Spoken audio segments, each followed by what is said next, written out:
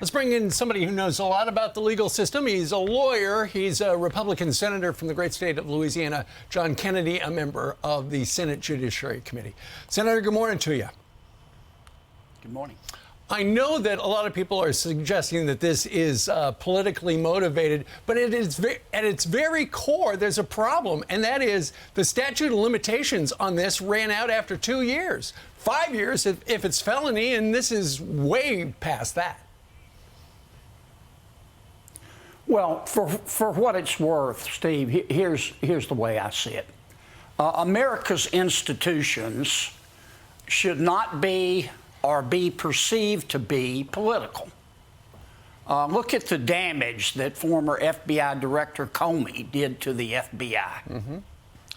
In this particular case, it's hard to know where the justice begins and the politics ends.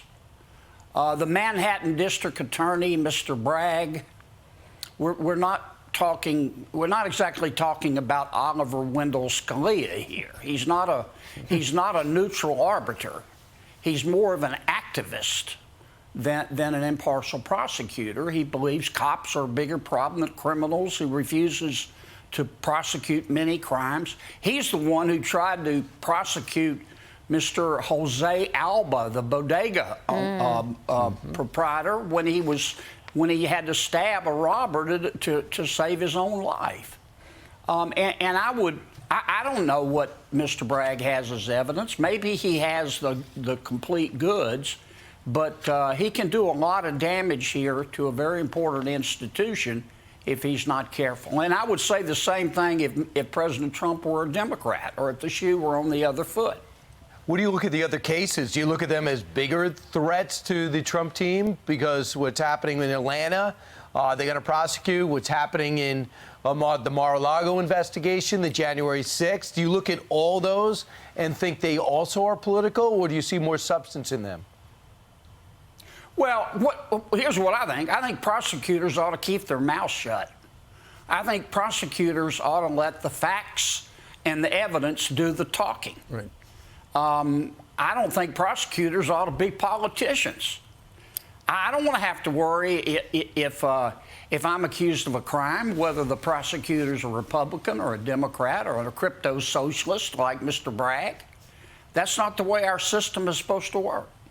Senator, I agree that this could do great damage to, the institutions in our country and trust in our judicial system. But can we talk about the politics for a second?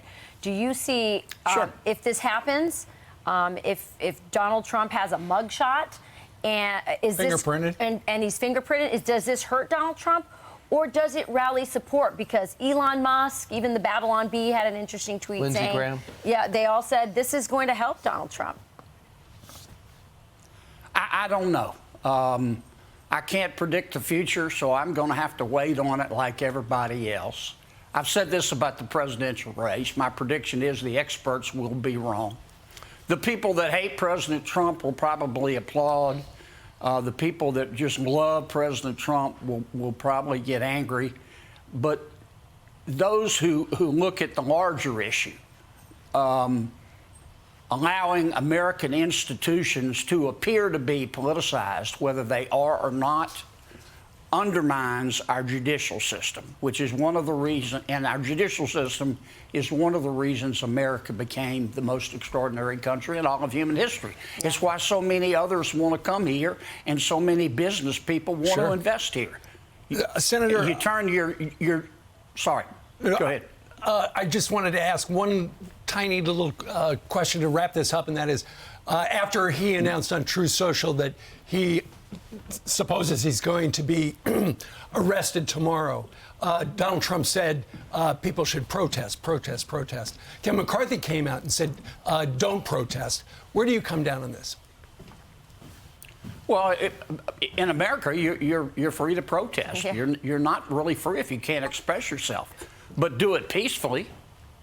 Don't be a knucklehead and riot. Yeah. I mean, do it peacefully. Okay. Yeah. All right, Senator Kennedy, thanks so much.